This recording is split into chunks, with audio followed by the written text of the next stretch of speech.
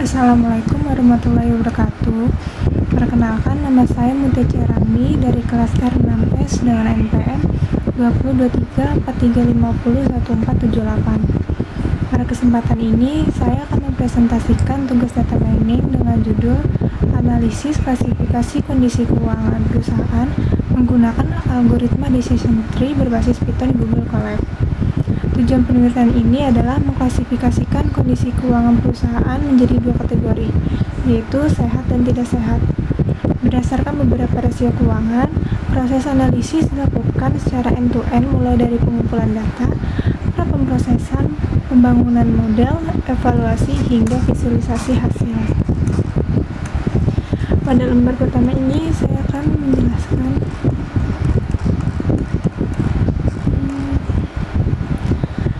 yang pertama. Di sini ada mengecek missing value.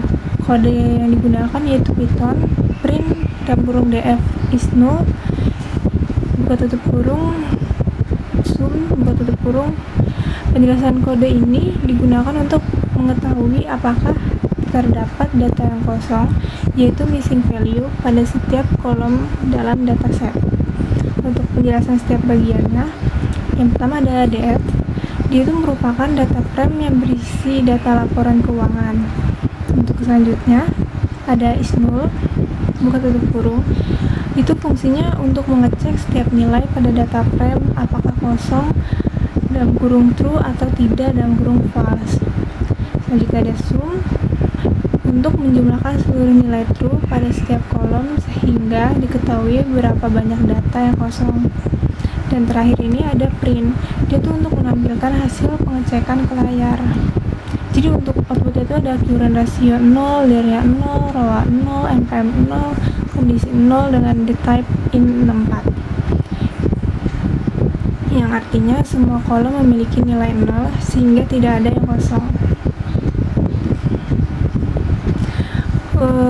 Untuk tahap ini penting karena dalam data mining, data yang kosong dapat menyebabkan hasil analisis menjadi kurang akurat, model gagal dijalankan, atau muncul error saat proses pelatihan.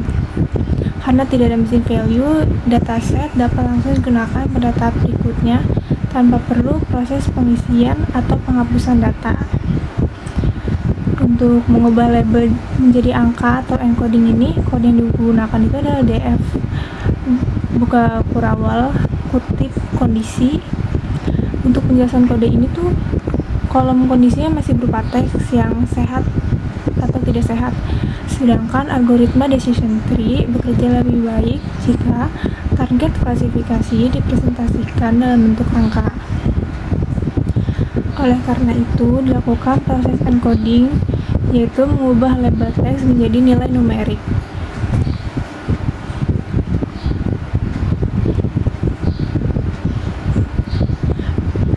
Menggunakan angka, algoritma machine learning tidak dapat mempelajari data target yang masih berupa teks secara langsung dengan mengubah sehat menjadi 1 dan tidak sehat menjadi 0.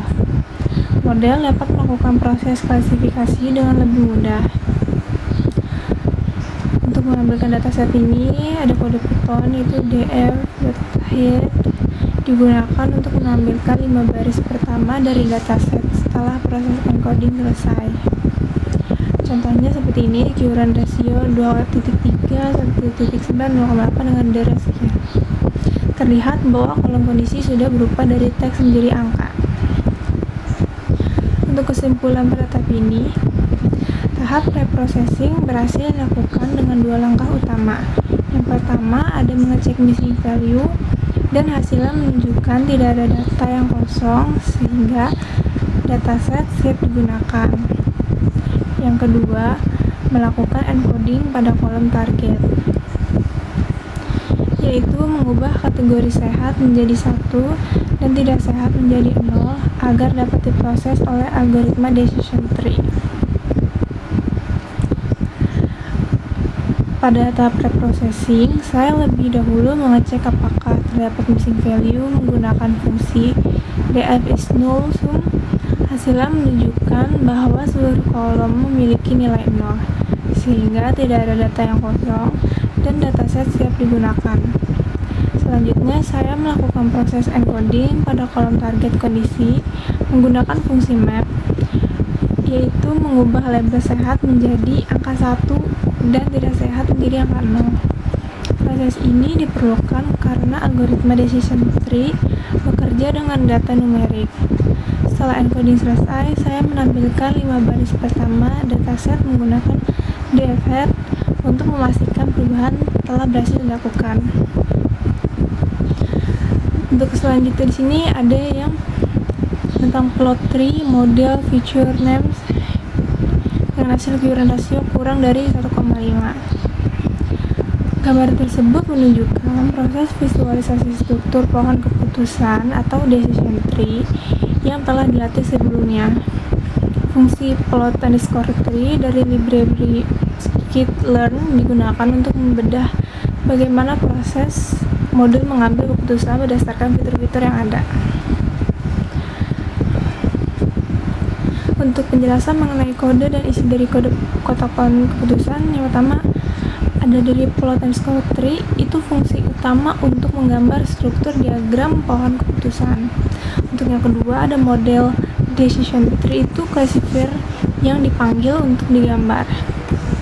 Selanjutnya ada feature names untuk mengubah representasi fitur yang awalnya hanya indeks angka menjadi nama kolom aslinya, seperti current ratio, DER, dan lain-lain, agar mudah dibaca manusia. Selanjutnya ada class_names, tidak sehat atau sehat, memberikan label nama untuk kelas target, di mana kelas 0 diwakili oleh tidak sehat dan kelas 1 diwakili oleh sehat. Yang terakhir ada field true, mewarnai kotak-kotak keputusan. Warna ini membantu kita melihat kelas mana dominan di setiap cabang pohon tersebut. Cara membaca kotak keputusan atau root node. Kotak yang akan terlihat pada gambar adalah root node atau akar paling atas dari pohon keputusan. Kotak ini adalah aturan pertama yang digunakan model untuk memisahkan data. Untuk current ratio kurang dari 1,5 itu kondisi percabangan, jadi model menganggap current ratio bernilai 1,5 sebagai batasan threshold terbaik untuk memisahkan data perusahaan yang sehat dan tidak sehat. Jika data sebuah perusahaan memiliki current ratio kurang dari 1,5, ia akan berbelok ke cabang kiri. Jika lebih besar, dia akan berbelok ke kanan, yaitu 1,5 arah kanan. Untuk yang gini sama dengan 0,5, ini adalah nilai gini impurity atau tidak kemurnian. Nilai 0,5 merupakan nilai tertinggi untuk klasifikasi biner. Artinya pada titik ini data benar-benar tercampur rata, yaitu 50% banding 50% dan belum murni terpisah. Target utama pohon keputusan adalah membuat cabang-cabang baru hingga nilai gini ini mencapai 0,0 atau murni. Untuk sampel sama dengan 14 menunjukkan total data pelatihan X_train yang masuk ke dalam kotak atau node ini, yaitu sebanyak 14 sampel. Selanjutnya ada value sama dengan 7,7 menunjukkan distribusi data di dalam node tersebut. Ada 7 sampel yang masuk kategori kelas pertama tidak sehat dan 7 sampel yang masuk kategori kelas 2 yaitu sehat. Untuk kesimpulan analisis saya ini dari visualisasi terjawab mengapa model aku dilakukan sebelumnya bisa mendapatkan akurasi sempurna 100% atau 1,0 karena jumlah datanya sangat sedikit. Data pelatihan hanya berjumlah 14 sampel dan data pengujiannya Tesla 30%. Kemungkinan hanya sekitar 5-6 sampel. Dengan data sedikit ini, sebuah decision tree dapat dengan sangat mudah memisahkan data secara sempurna, namun rentan mengalami overfitting saat uji dengan data baru di luar dataset. Sekian presentasi dari saya, kurang lebihnya mohon maaf. Wassalamualaikum warahmatullahi wabarakatuh.